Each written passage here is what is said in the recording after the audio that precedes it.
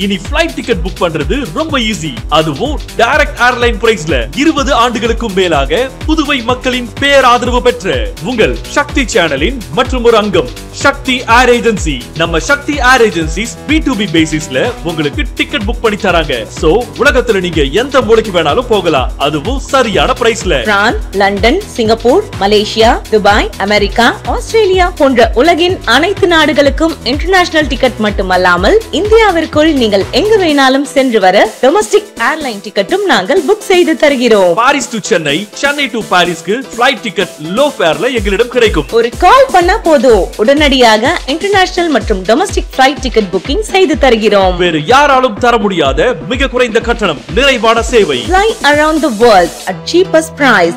Sakthi air agency, Sakthi channel, 4th Cross near anganwadi, Anna Nagar, Puducherry. Call or WhatsApp 9952433443 மற்றும் 7686827737. Phone 0413-450-6081.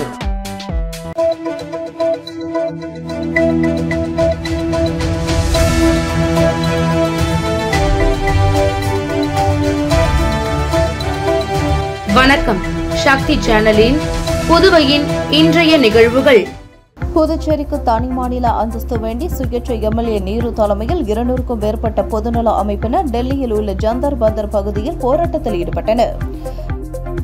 Puducherry Orleanpet தொகுதி சுயேட்சை MLA Nehru தலைமையில் பொதுநல அமைப்பினர் புதுச்சேரிக்கு தனி மாநில அந்தஸ்து வழங்க வலியுறுத்தி தொடர்ந்து பல கட்ட போராட்டங்களில் ஈடுபட்டு வருகின்றனர். அந்த வகையில் புதுச்சேரி மாநிலத்தில் அனைத்து அரசியல் கட்சி தலைவர்கள் மற்றும் பொதுமக்களிடம் 1 லட்சம் கையெழுத்து பெற்று டெல்லியில் ஆர்ப்பாட்டம் நடத்த உள்ளதாக அறிவித்திருந்தனர். அதன்படி சுயேட்சை எம்எல்ஏ நேரு தலைமையில் 200க்கும் மேற்பட்ட பொதுநல அமைப்பினர் டெல்லியில் உள்ள ஜந்தர் மந்தர் பகுதியில் புதுச்சேரிக்கு மாநில அந்தஸ்து கேட்டு கண்டன ஆர்ப்பாட்டத்தில் ஈடுபட்டனர். தொடர்ந்து புதுச்சேரிக்கு தனி மாநில அந்தஸ்து வேண்டும் என்று முழக்கங்கள் எழுப்பப்பட்டது. மேலும் தமிழ், ஆங்கிலம், இந்தி ஆகிய மொழிகளில் பதாகைகள் ஏந்தி புதுச்சேரிக்கு தனி மாநில அந்தஸ்து வழங்கி புதுச்சேரி ஆட்சியாளர்களுக்கு அதிகாரம் வழங்க வேண்டும் என கோரிக்கை வைக்கப்பட்டன. முத்தியால்பேட்டை சூளை நகரில் ரூபாய் 28 லட்சம் மதிப்பில் புனரமைக்கப்பட்ட அரசு ஆரம்ப பள்ளியை தொகுதி சட்டமன்ற உறுப்பினர் பிரகாஷ்குமார் திறந்து வைத்து மாணவர்களுக்கு நோட்டு புத்தகங்களை வழங்கினார். புதுச்சேரி முத்தியால்பேட்டை தொகுதிக்குட்பட்ட சோலை நகர் பாடசாலை வீதியில் அரசு ஆரம்ப பள்ளி அமைந்துள்ளது.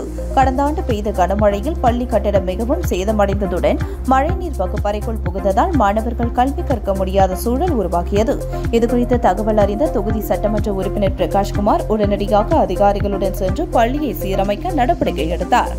அதன் அடிப்படையில் ரூபாய் 28 லட்சம் மதிப்பில் பள்ளி கட்டிடங்கள் சீரமைக்கப்பட்டதுடன் புதிய டைல்ஸ் தரை அமைக்கப்பட்டு பள்ளி முழுவதும் வர்ணம் பூசி சீரமைக்கப்பட்டு அதன் திறப்பு விழா இன்று நடைபெற்றது. விழாவில் பிரகாஷ்குமார் எம்எல்ஏ கலந்து கொண்டு தலைமை தாங்கி மாணவர்களுடன் சேர்ந்து ரிப்பன் வெட்டி புதுப்பிக்கப்பட்ட இடங்களை திறந்து வைத்தார். இந்த நிகழ்ச்சியில் பள்ளி தலைமை ஆசிரியர், ஆசிரியர்கள் மற்றும் மாணவர்கள் திரளாக கலந்து கொண்டனர்.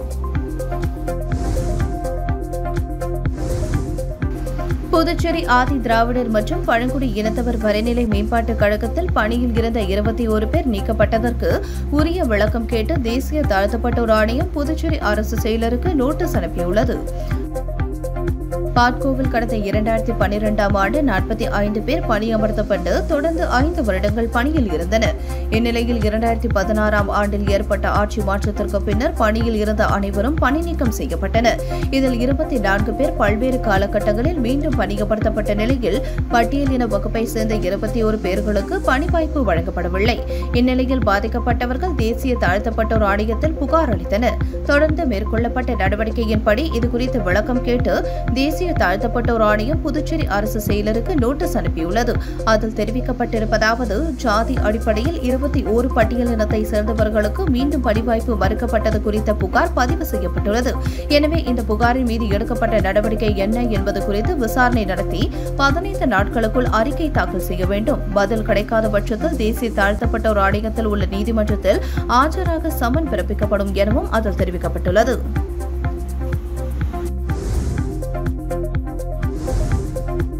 புதுச்சேரி அரசு சமூக நலத்துறை மூலம் ஊசுடு தொகுதிக்குட்பட்ட கூடப்பாக்கம், கோடேரிக்குப்பம், பொறையூர் பகுதியைச் சேர்ந்த பயனாளிகளுக்கு இலவச காலணிகள் மற்றும் போர்வைகளை அமைச்சர் சரவணன்குமார் வழங்கினார். புதுச்சேரி அரசு சமூக நலத்துறை மூலம் ஊசுடு தொகுதியை சேர்ந்த 60 வயதிற்கும் மேற்பட்ட முதியவர்களுக்கு இலவச காலணிகள் மற்றும் போர்வை வழங்கும் நிகழ்ச்சி நடந்தது. இதில் ஊசுடு சட்டமன்ற தொகுதிக்கு உட்பட்ட கூடப்பாக்கம், கோனேரிக்குப்பம், பொறையூர் ஆகிய பகுதிகளில் உள்ள அங்கன்வாடி மையத்தில் நடந்த நிகழ்ச்சியில் தொகுதியின் சட்டமன்ற உறுப்பினரும் அமைச்சருமான சரவணன்குமார் கலந்து கொண்டு விழாவிற்கு தலைமை தாங்கி பயனாளிகளுக்கு இலவச காலணிகள் மற்றும் போர்வைகளை வழங்கினார். இதில் துறை அதிகாரிகள், அங்கன்வாடி ஊழியர்கள் மற்றும் பாஜக நிர்வாகிகள், ஊசுடு தொகுதி பாஜக ஒருங்கிணைப்பாளர் சாய் தியாகராஜன், முன்னாள் தொகுதி தலைவர் ஐயனார் உட்பட ஏராளமானோர் கலந்து கொண்டனர். தினக்கூலி ஊழியர்கள் மற்றும் கிராம பஞ்சாயத்து ஊழியர்களை பணி நிரந்தரம் செய்ய வேண்டும் உள்ளிட்ட பல்வேறு கோரிக்கைகளை வலியுறுத்தி நகராட்சி கொம்யூன் பஞ்சாயத்து ஊழியர்கள் ஆர்ப்பாட்டத்தில் ஈடுபட்டனர். புதுச்சேரி நகராட்சி மற்றும் கொம்யூன் பஞ்சாயத்து ஊழியர்களின் கூட்டு போராட்டக்குழு சார்பில் பல்வேறு கோரிக்கைகளை வலியுறுத்தி தெருமுனை பிரச்சாரம் நேற்று நடந்தது. அண்ணா சிலை அருகே நடந்த தெருமுனை பிரச்சாரத்திற்கு வேளாங்கண்ணிதாசன் தலைமை தாங்கினார். கலியபெருமாள், ஐயப்பன் முன்னிலை வகித்தனர். சகாயராஜ், செல்வம், ஐயப்பன் ஆகியோர் கோரிக்கைகளை வலியுறுத்தி கண்டன உரையாற்றினர். இதில் நகராட்சி மற்றும் கொம்யூன் பஞ்சாயத்து ஊழியர்கள் பலர் கலந்து கொண்டனர். தெருமுனை பிரச்சாரத்தில் மத்திய அரசின் 7வது ஊதியக்குழு பரிந்துரைப்படி 2016 முதல் 2018 ஆண்டு வரையிலான 33 மாத நிலுவைத் தொகையை வழங்க உத்தரவு வெளியிட வேண்டும். பணி ஓய்வு பெற்ற ஊழியர்களுக்கு அரசு நேரடியாக பென்ஷன் மற்றும் நிலுவைத் தொகைகள் வழங்கிட நிதி ஒதுக்கீடு செய்ய வேண்டும். 2002 ஆண்டு தற்காலிக அந்தஸ்து பெற்ற 232 ஊழியர்களுக்கு பழைய பென்ஷன் வழங்கிட வேண்டும். தினக்கூலி ஊழியர்கள் மற்றும் கிராம பஞ்சாயத்து ஊழியர்களை பணி நிரந்தரம் செய்ய வேண்டும் உள்ளிட்ட பல்வேறு கோரிக்கைகள் வலியுறுத்தப்பட்டன. கவியரசு கண்ணதாசன் இலக்கிய கழகத்தின் 13ஆம் ஆண்டு விழா மற்றும் கவியரசு கண்ணதாசனின் 98வது பிறந்தநாள் விழா நடைபெற்றது. கவியரசு கண்ணதாசன் இலக்கிய கழகத்தின் 13ஆம் ஆண்டு விழா மற்றும் கவியரசு கண்ணதாசனின் 98வது பிறந்தநாள் விழா ஜெயராம் ஹோட்டலில் நடந்தது. கவியரசு கண்ணதாசன் இலக்கிய கழகத்தின் தலைவர் தேவதாசு தலைமை தாங்கினார். செயலர் அருள் செல்வம் வரவேற்றார். துணைத் தலைவர் கோதண்டராமன், பொருளாளர் வீரட்டீஸ்வரர் ஆகியோர் முன்னிலை வகித்தனர். இலக்கிய கழகத்தின் நிறுவனர் கோவிந்தராசு துவக்க உரையாற்றினார். சிறப்பு அழைப்பாளராக புதுச்சேரி மாவட்ட நுகர்வோர் நீதிமன்ற முன்னாள் நீதிபதி அசோகன் தமிழ் அறிஞர்களுக்கு விருது வழங்கி பாராட்டுரை வழங்கினார். தலைமை ஆசிரியர் ஓய்வு பாவாடை, புதுக்கோட்டை திருமலை சேகர், சென்னை காவேரி மைந்தன் ஆகியோருக்கு கண்ணதாசன் விருது வழங்கப்பட்டது. தமிழ் பணி செம்மல் விருதினை சங்கர், மண்ணாங்கட்டி, பத்மநாபன், குமரவேலு ஆகியோர் பெற்றனர். காலந்தோறும் கண்ணதாசன் என்ற தலைப்பில் மகேந்திரன் சிறப்புரையாற்றினார்.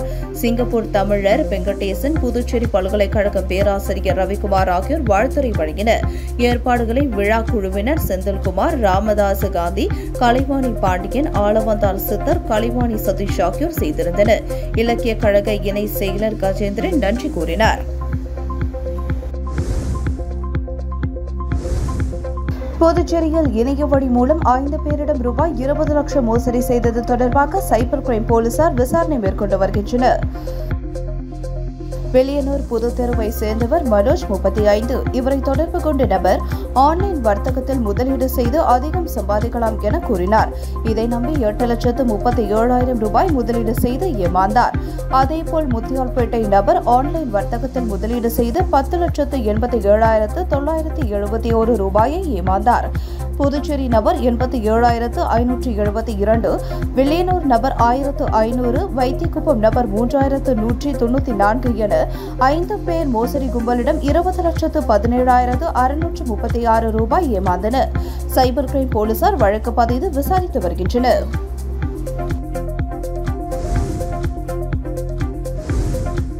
மேட்டுப்பாளையம் காவல் நிலைய சப் இன்ஸ்பெக்டர் இடமாற்றம் செய்யப்பட்டுள்ளார்.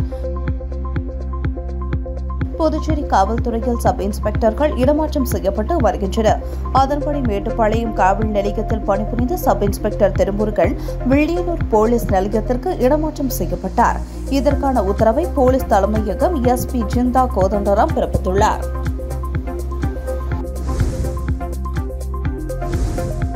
புதுச்சேரியில் நாளை நடக்கும் வேலைவாய்ப்பு முகாமில் பங்கேற்க அழைப்பு விடுக்கப்பட்டுள்ளது.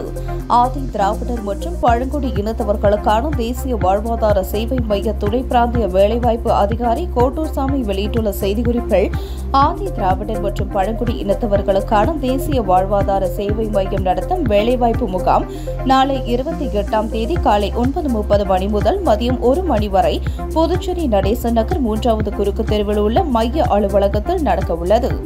அனைத்து சமூகத்தை சேர்ந்த வேலை தேடும் இளைஞர்களின் தேவையை பூர்த்தி செய்ய இந்த வேலைவாய்ப்பு முகாம் ஏற்பாடு செய்யப்பட்டுள்ளது. முகாமில் 5 முன்னணி நிறுவனங்கள் பங்கு கொள்கின்றன. முகாமில் 100க்கும் மேற்பட்ட காலி பணியிடங்கள் நிரப்பப்பட உள்ளன. ITI, டிப்ளமோ, டிகிரி முடித்தவர்களும் முகாமில் பங்கேற்கலாம். 18 முதல் 35 வயதிற்குள் இருக்க வேண்டும். முன் அனுபவம் பெற்ற மற்றும் அனுபவம் இல்லாத மாணவர்களும் பங்கேற்கலாம் என குறிப்பிடப்பட்டுள்ளது. உங்கள் சக்தி சேனலின் புதுவையின் அன்றாட நிகழ்வுகளை உடனுக்குடன் தெரிந்து கொள்ள சக்தி சேனல் புதுச்சேரி யூடியூப் சேனலை சப்ஸ்கிரைப் செய்து கொள்ளுங்கள். மறக்காமல் பெல் பட்டனையும் கிளிக் பண்ணுங்க. ஷேர் பண்ணுங்க, லைக் பண்ணுங்க. உங்கள் சக்தி சேனல்.